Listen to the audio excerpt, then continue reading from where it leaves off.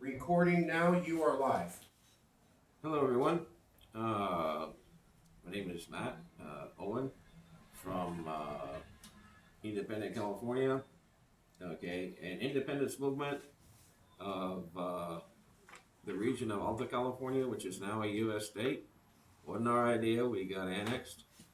Uh, Jay is my paisano from Baja California. Uh, I say my paisano because, as far as we're concerned, it's one country that stretches from the Oregon border all the way down to Los Cabos. Okay, a country that, like Germany, was divided by occupying powers. Okay, there was originally a administrative division between the missions, with the Franciscans here in Alta and the Dominicans in Baja. That was still under Spanish rule. Uh, and so, with Mexican independence, we were administered somewhat separately, but again as non-self-governing territories, like Baja Sur was until 1974. Okay, and so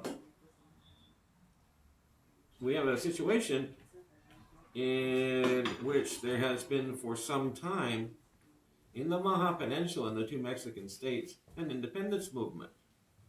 Okay, a movement that's saying that basically there's so much on the plate of the Mexican federal government that they can't really get around to Baja very much in addressing its problems. In either Norte or Sur. And meanwhile, the economy of the peninsula is being milked by the federal government with very little in return. Very little. Again, it took them from 1974 or 1973, the year before they admitted Baja Sur as a self-governing state, to actually tie the peninsula together with a road of some sort. Okay, and you know that the rest is up to the two Mexican states, and sometimes they, have a fairly clear path to maintaining that road. And other times, there's other competing maintenance things, particularly when you border the United States. Okay? So the story of the modern independence movement actually begins in Baja. And then, here in Alta, we begin to have people, like the folks present, that are saying, you know what? Alta California is also being backhanded the same way. And we're being demanded to participate in things we don't really want to do. And then came 2016. And these like-minded individuals here in Alta were joined by one out of every three people here. Okay. We're saying that it's time to go. Things have gotten ridiculous in the U.S., ridiculous and lethal. Okay. Not lethal. Yes, lethal. Yes. And so it's time for us to go as a matter of survival. And then the response here from Baja was like, take us with you. If you can do it, if you can pull it off, because we don't want to be annexed by the country you're trying to get away from, no way. But if you can do it, we will support you. And then we can reunify our country the way Germany was reunified. Think about it. You look at the disparity between Alta and Baja, and it strongly reminds one of the disparity between East and West Germany during their 40 years of division. Okay, you come down the 5, right? And then you start traveling down the 1. Ba-doop, ba-doop, ba-doop. Okay, it was the exact same way with the division of Germany. And what really brings the point home is when you go to San Diego, Chula Vista, San Isidro, Tijuana, and you see what looks an awfully lot like what divided Berlin for 40 years. Okay, a wall, barbed wire, guard towers, the immigration patrolling back and forth within a secure zone, an outer wall. Yeah, gun. Yeah, And it's true, there's one flip, and that's, of course, that they're trying to keep people out rather than in. They're on the prosperous side rather than the unprosperous side like they were in Germany. But guess what? They don't, they're not going to shoot you if you pop over that wall. What they're going to do is they're going to put you on a bus and either deport you, if you're lucky. If you're not so lucky, you're going to end up in one of their concentration camps. Okay? If you're not so lucky, you're going to end up at one of their concentration camps. And so we have so much more in common, even than what they used to call the Germanies, because we do have the same fraught history of colonization and recolonization. We have the same history of, well, how do you deal with the fact that the Mexican government at the time, when we were still one, is going to secularize the mission lands. What do you do about that? And it was a California governor, Figueroa, says, well, what you should do about that is return as much as you can to the people you stole it from, the mission stole it from. Okay, now that's independence for you. And the people who first fought for independence were known. Juan Bautista Alvarado, Jose Castro, Mariano Viejo were known as fighters to return the mission land to the people it was stolen from. They were known as that before our independence, before they hoisted our common flag, our common national flag of California. And so when they hoisted that flag as a battle jack to carry into battle against those loyal to Santa Anna, folks in LA and San Diego and all that sort of thing, which were in existence at the time, resisted it. They resisted our independence. Okay, for that reason, because they knew the ones who were fighting for independence had fought earlier to return land. Okay, so they didn't want they wanted it for themselves. It's like, what is it in it for me, sort of thing. And so unfortunately they resisted us, but we were able to achieve more autonomy than any Mexican state at the time, because the Mexican states had been abolished. Okay. Antonio Lopez de Santa Anna had imposed military zone commanders as governors. Only problem was when he tried that in California, the military zone commander was one of ours. And had no intention of doing that. So we have a long, long common history that was only interrupted a decade after we struck out by the folks who wanted to annex California to the United States. They managed to do it with Alta. The zone commander of Alta immediately retreated to Baja and defended Baja from them successfully. Okay, and then there was one instance, this guy by the name of Walker tried to annex Baja to the U.S. No-go. Then California even has a unique role in the Mexican Revolution. Okay, because as Madero was advancing from El Paso to Juarez and down through Chihuahua with the help of Pancho Villa, the next year, the Flores Magón brothers leading the PLM liberated Mexicali, Tecate, Tijuana. We're working on Ensenada. And then a really strange thing happened.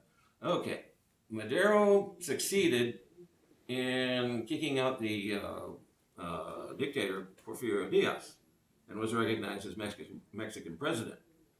And he basically took over the troops that had worked for Diaz, all up and down. He tried to get their loyalty. It worked about as well as for him as just happened to Bolivia. And it didn't work, but he tried. And when he says, okay, we need for the revolutionaries in Baja to recognize these as the revolutionary troops, and they're like, what? Really? These guys were fighting?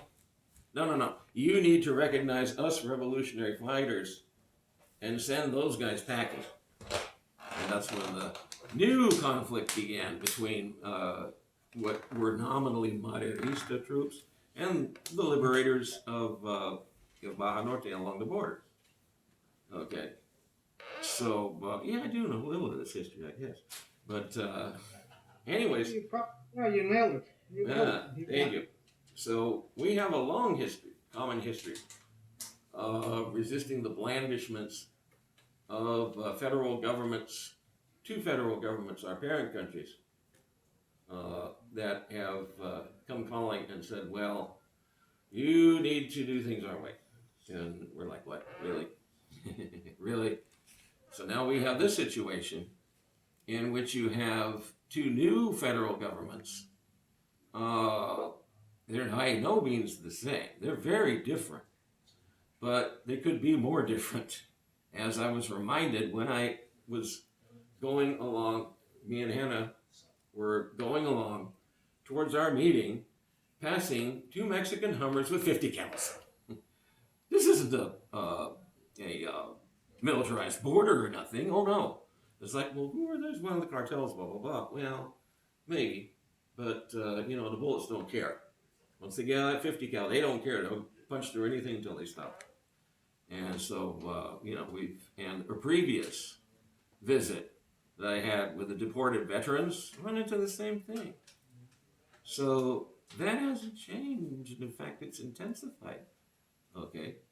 And then there's the other thing of our relation to our indigenous nations. And there was a project from previous governments, plural, Mexican governments, plural, to run a railway and a pipeline across the isthmus of Tehuantepec, way on the other side of the country. And now, yeah, and now Morena has endorsed that and renamed it from the Eje Transistémica, which it was back then, to the Tren Maya. It's going to be a Mayan train. Did anybody to ask the Mayan whether they wanted that thing? Okay, no. So when we have our joint development projects, we are going to be doing that in the context of a plurinational republic, a federal republic. And by the way, California pioneered in that too, because long before there were presidential candidates in Bolivia talking about that, we practiced it in Palm Springs Agua Caliente Reservation, which is co-governed by the Palm Springs city government and the government of the Agua Caliente Reservation. They're not hurting. They're doing great, okay, as partners. And that's what we have been in response to a critique or two by indigenous people here of our project of independence. Okay, we are now in communication with indigenous people here about returning half of Alta California to them outright. Okay, the federal lands. Once we are independent, it won't be federal lands, and we're obliged to hand it back. And we have that as a project that hopefully will make sense to folks in Baja too. The very first indigenous nation that will be celebrating our unification, our reunification, will be the Kumeyaay, won't it? Because that fence we were at cuts right through Kumeyaay land. Okay, they will be saying, yes, at last, we can cover both sides of our territory and co-govern it. Yeah, they'll be and there's other indigenous nations we'll be working with in Baja too about the project return. Also, if we want to say build up Highway 1 to have a high-speed rail in the middle and so on, we'll be working with them. Of course we will. But here's what happened. The day after Jay and I and Hannah did the ceremony, or not the day after, but the week after. Yeah, the week after. The week after. The week after. Which was the 25th of November, by the way. Right. 25 November. Yeah, 25 November. We did our, in December, very early in December, in San Diego, right on the other side of our divided capital. They recognized it as the divided capital. And how did they do that? They met there. The governors of Alta California, Baja California Norte, Baja California Sur met together. This is right after the governor of Baja Sur copied your map. Okay? It's like, yeah, and he used your map. Um, Well, it's the same map. I mean, yeah, it's the same map. It's the same map. Exactly. Well, It's pretty important to show it graphically that, California being, stretching all the way from Oregon all the way to the tip of the Cape. yes. That's That was that's your a map that inspired me. profound statement. It's just like, frankly, growing up in the States, we think of, United States of America, and we scarcely show Canada or Mexico. Hmm. It's like, our song says sea to shining sea. It doesn't say anything about from, north to south. Yeah. It's like map of the EU. Well, okay, there's the EU and everything, but at its heart is a reunited country, Germany. Okay. yeah. Oh, even when you're using a GPS system on a car, Uh, you hit the border, no roads exist on the south. yeah. Once you come to Tijuana, there's no roads there. That big old fence and everything, like you said, acts like almost like a Faraday cage. You know, it's like trying to find your way around North Korea. Nothing comes through. Well, they managed to reunify in Germany, and that's the goal we're setting. That has been echoed. I won't say accepted, but echoed by the governors of the three states, the three We California want to states. work together as sisters or brother nations. Mm-hmm. Want to work together and have more communication that our respective federal owners have given us. Yeah. We want to build a better economy and better opportunities for everybody, and that our fake border, our fake frontier is coming down eventually. Virtually, we're just one same big region. Yeah. Both economically and socially, because we've always been different cultures wise Mm-hmm. and language wise from the rest of the country. Yeah. California is our origin and our destiny. Mm-hmm. For many people, it's impossible to see us constituted in a great nation. But to those of us who know our people, those who were born here, and we just want to cling to this land with a lot of love and a lot of passion. We want to hold on to the hope that this will become an independent, total country.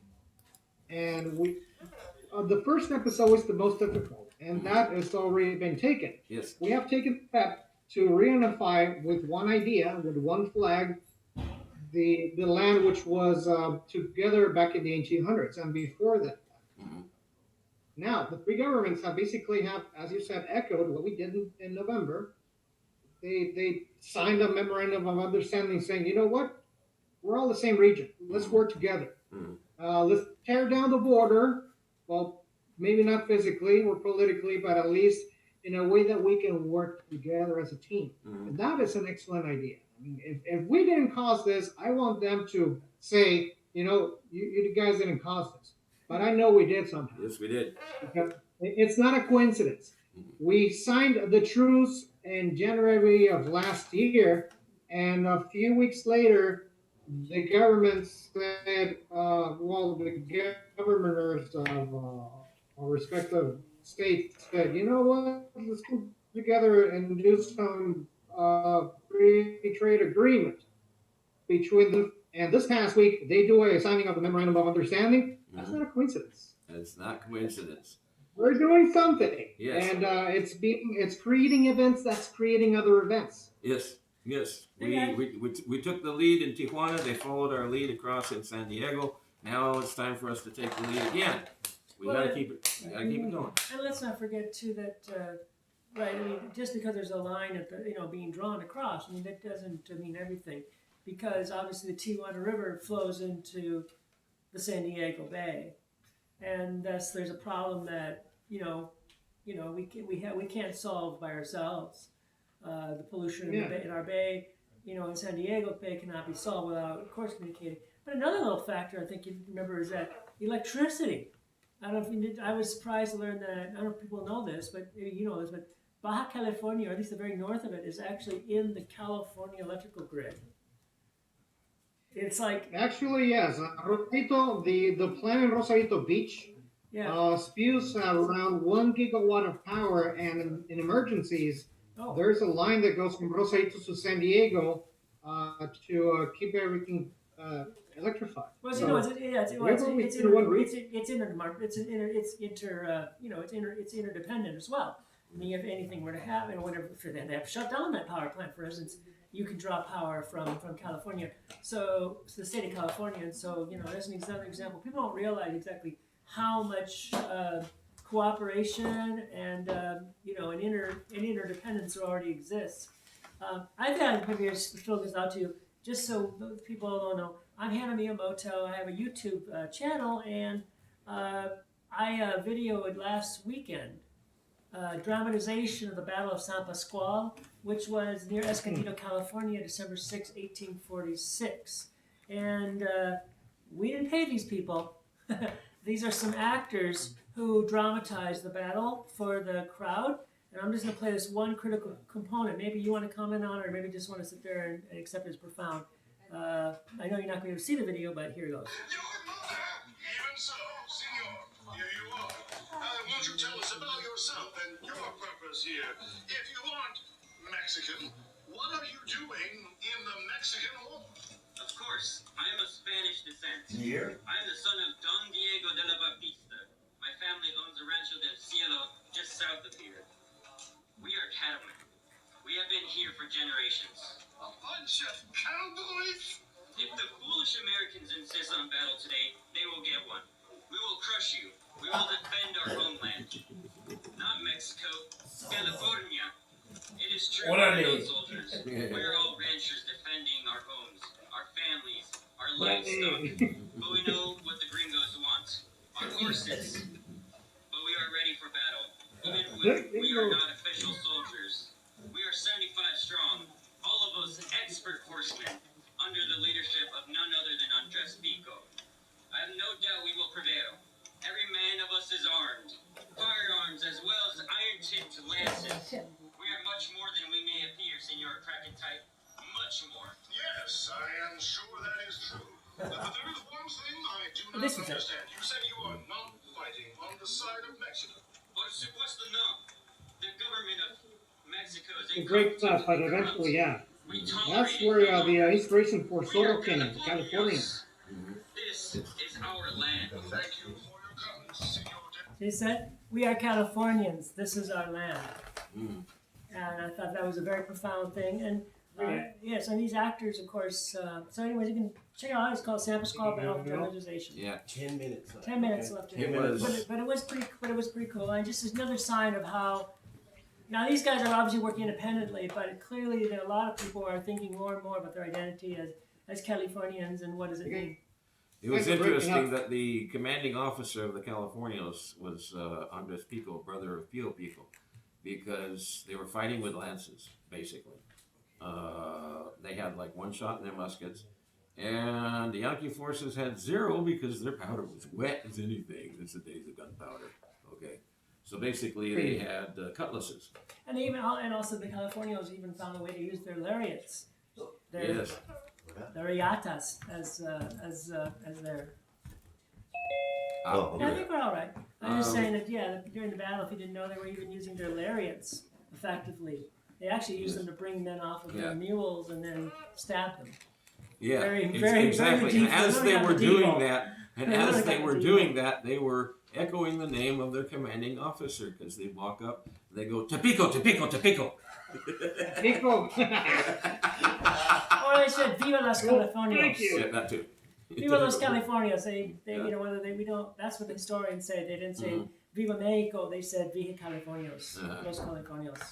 And I think that's stirring Yep. and dramatic. Between serving courses of Pico de Gallo. Yeah. So there you go, you. So we're seeing more and more of this. These were, like I said, these are three actors who are from San Diego, and they work at Old Town San Diego, which is. But they were. This was an actual event sponsored by the California State Department of Parks at the California Pascual Battle. I think it's called the Battle Historical Park. Mm. So that's just an example of how it is, and I just see that by next year, it's going to be phenomenal to see how people are. As I said, it's all about re-exploring, reconnect. I want to say reconnecting, but connecting maybe for the first time. Although of course, one of the beautiful things about California, I think, is that for over most of 100 years, well, actually for at least 100 years, the people of even the people in power in the state of California have been conscious of this Spanish/Mexican history, and I think that's rather than trying to just pretend as though sort of like the way Americans in general feel about Native Americans, like, well, they were here for thousands of years, we all know that, but then here comes America, right, over in the established states, and the whole discourse we talk about in terms of establishing states and things like that, right? I mean, people realize that there's this other past, and it's literally there, but I was pointing out that this would all be a memory, but for the fact that people in the 1930s, 1940s, 1950s established monuments, preserved buildings, and things like that we now see standing. For instance, just one example would be Olvera Street and the Los Angeles Plaza. So those are and there we take them for granted, but those are, of course, the true historical centers of La Pueblo Los Angeles, right? Right. I won't say the whole word because it's a very long name, but yes, there's an example of that. Nuestra Señora Reina de todos Los Angeles. Yes. And Campo, if you know Campo Cahuenga here, we're just a few miles away from it right now. That's where the actual settlement of the war ended, where the war was ended, and that's been preserved. And of course, San Pascual Battlefield's been preserved, Kitty, and so on. There's monuments. If the historical sites were preserved, then there's monuments erected. There's a monument erected for the siege of Los Angeles on Hill Street. Yeah, and that history is still extremely relevant. Let me give you an example that I was involved with Return California. There are no less than 4 bands claiming the right to a reservation on the mission lands, former mission territories of the San Gabriel mission. They all call themselves this or that Gabrielino. And the basis of that claim is precisely the regulation of Mexican Governor Figueroa of returning, acting a unique California regulation on the return of the mission lands that insisted that as much as possible be returned to the people from whom it was stolen. And so that's still going on. They base their claim on that. Okay, they base their claim for where they're going to put it and which one and blah, blah, blah, on that. So it is a history in which we are still stepping. I might point out that they might also, by the way, all 4 groups may be correct.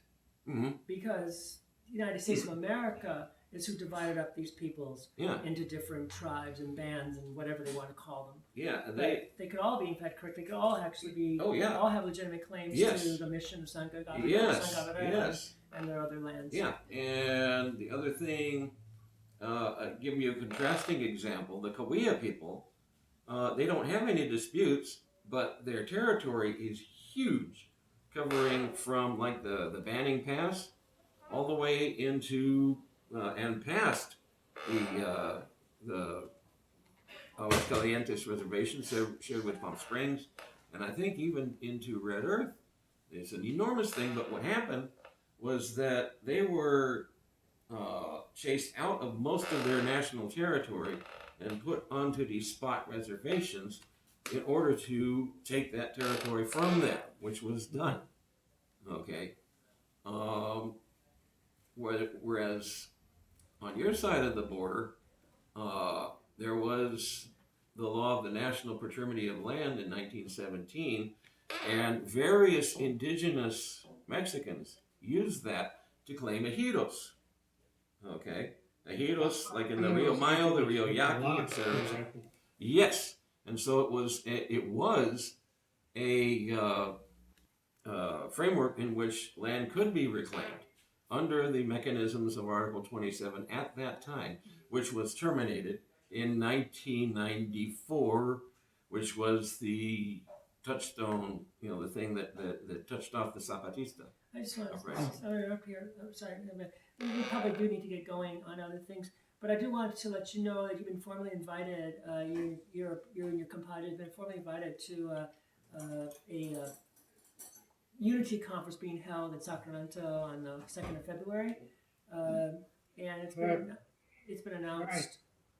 So if you can't make it personally, then some electronic appearance would be swell. Theo Slater particularly is organizing this, and he did not know that. We've been educating him exactly how effective your organizing has been and education has been in Baja California, and so I wanted to let you know that. Thank you. Yeah, you're welcome. He's really changing his perspective already as well, because he lives in the north and it's very far from Mexico. Mm-hmm. So I wanted to give you that formal announcement that you're welcome to put that on your calendar. Save the date, as they say, and whatever it is, Yeah. you can provide. Your appearance would be more than appreciated. And as a campaigner for, Gran California reunification, modeled on German reunification, I look at Sacramento sort of as like Bonn, okay? Bonn isn't the capital of anything now, but it was for 40 years, okay? So Sacramento will have a historical place assured as having been a state capital for a lot longer than that. But as far as a national capital, it'll be like Bonn. As far as I'm concerned, and this was proven by the 3 governors after our event that San Diego as everything /. becomes decentralized and we don't have to physically move from one place to another to make a transaction, fine. Any place can be the capital. Yeah. But I have no doubts that this could happen, because it is in the interest of the citizens of Baja California and California as well to form a new government where new laws are implemented with strong sanctions against corruptions that have damaged Mexico and California as well. Yes. And has been the origin of situations we have overwhelmed our cities, and Tijuana, Mexicali, and Ensenada, all of the border cities. And I want to repeat to all my friends that California is all one. It is an extraordinary land that today takes us and their children and wishes to give us always the best. We wish to work together so we can also give our best to our beloved California and live in peace and harmony and in progress. This is the best inheritance that we can give to all generations that come into the future. So, yes, Viva California! Long live California! Viva Gran California! Well said. Okay. Okay, is that it? Mañana. All right.